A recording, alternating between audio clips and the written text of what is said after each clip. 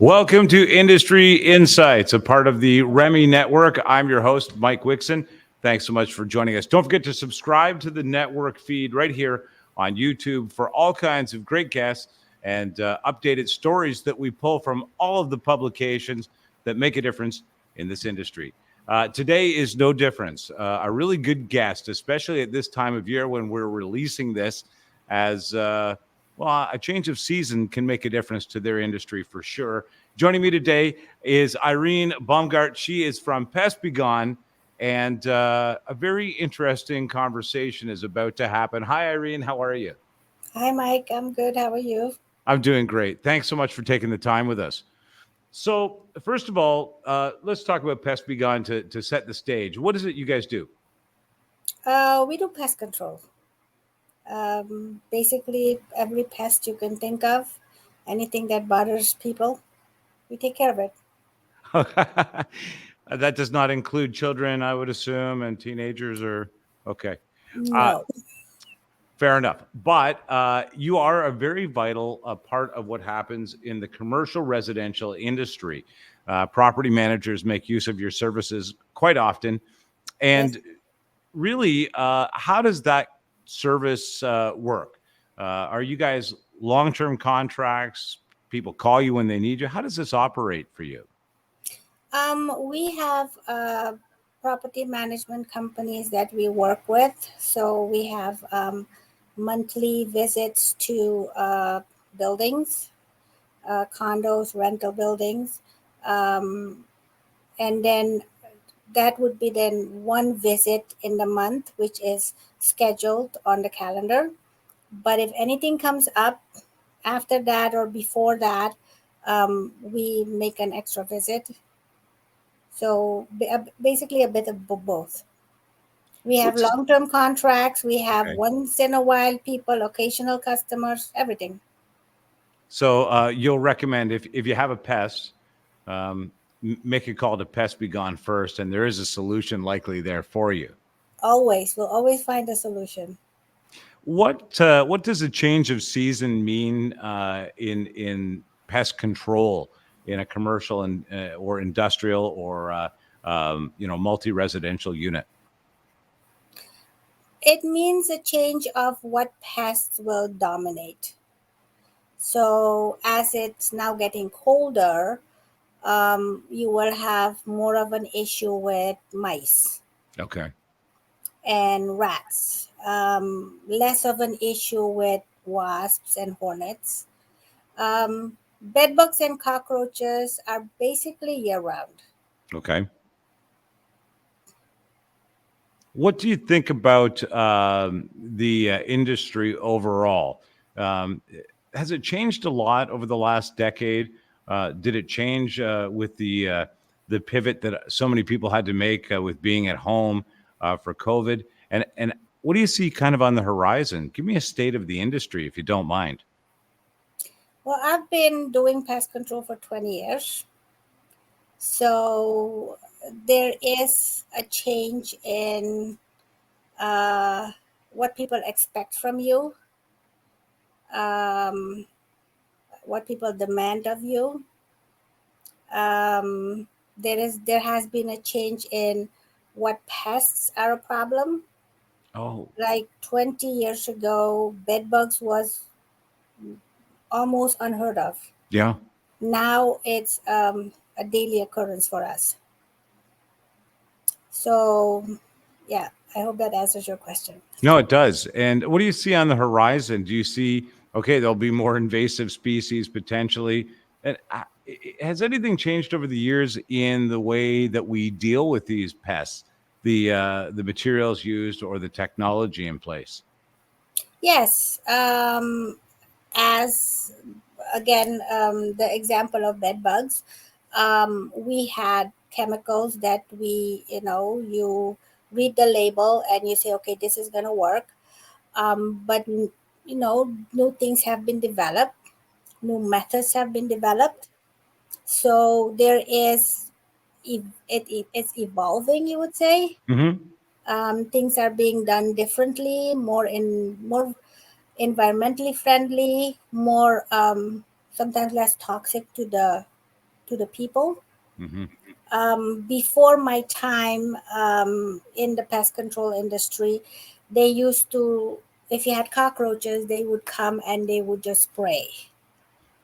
Now we have specific chemicals developed for a cockroach that will not harm a human being. So there's more and more of that happening. I think that the environmental consciousness that we all have kind of leads to finding the newest and best things that aren't going to harm us in the process of creating comfort in our own homes. Earlier, Irene, you and I had an interesting discussion, and we were talking about how in mixed residential and multi-residential units, a lot of pest control could be prevented. Yes, it could be prevented if people come forward and report.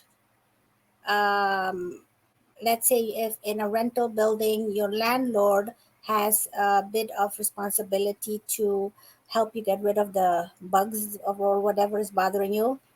Um, in a condo, the condo corporation has a contract with a pest control company and they will come into your unit. So, to take care of whatever pest you have, it is easier to get rid of 5 cockroaches than 5,000. Yeah, in one So unit don't, rather than 50. yes, and then there comes a point when um, the insect population is, has exploded, and they have to go look for other places to live. And so that's when it spills over to the neighboring unit. And all that is preventable if people just speak up. So I think that makes great sense to, I guess, isolate and encapsulate the problem and deal with it then saves your Before it neighbors. gets out of hand, yes. Yeah. And And then why do and then people there is avoid doing another, this? sorry, there's another problem that there is also simply sealing off certain areas by the landlord or the owner of a condo will also prevent from things coming in or going out. Okay. And you can, over the years, I keep talking to people about it. There is a hole around your pipe. Seal it off. It takes $5 in silicone to do that, and it will help you. You never know who in a multi-residential building. You never know who lives next to you. You never know what their housekeeping skills are. So, if Very you good protect advice. yourself by just sealing off certain holes, certain areas, Mhm. all that helps. Why do you think people kind of keep it to themselves? Is it assumed, I think, by the renter or the I guess the owner of the condo that there'll be an additional expense to them? They feel embarrassed that they have insects or pests in the first place. I think a bit of both. Older people, especially, tend to be very embarrassed, and they'll tell you, I don't know how this happened. I didn't see them, or they open the door and I come in for an inspection, and they will say, no, I don't have anything, Yeah. and it's full of bugs in there. So they're embarrassed.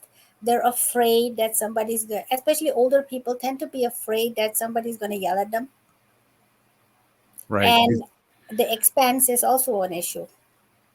Meanwhile, the building property management company, the landlord likely already has something in place, and it's their responsibility to some degree, whether it's the condo management group or another property management group, to stay on top of this stuff. So they want to know.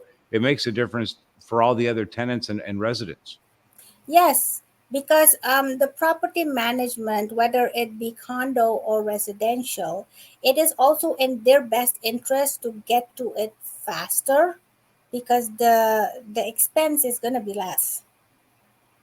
This is great advice. Anything else you want to impart upon us before I pass along where people can reach out to you? Um, Well, yeah, people should just, I think property management companies should also make it known to people that live in buildings that, hey, if you have an issue, come talk to somebody. It makes a good point. You almost, as the property manager, you need to make people feel welcome to share the secret with them if it has to be, or to have that line of communication about what's going on with pests in their units. Yes, And I think so. If you had that open communication, maybe people would be better off. yes, because pests can happen to anybody, whether you're clean, dirty, it doesn't matter, it can happen. Well, listen, pests will be there, and Pest Be Gone will be there to face them. Where can people find out more, Irene? They can go to our website, pbgcanada.com. I really appreciate your time today. Thank you so much. Pest Be Gone.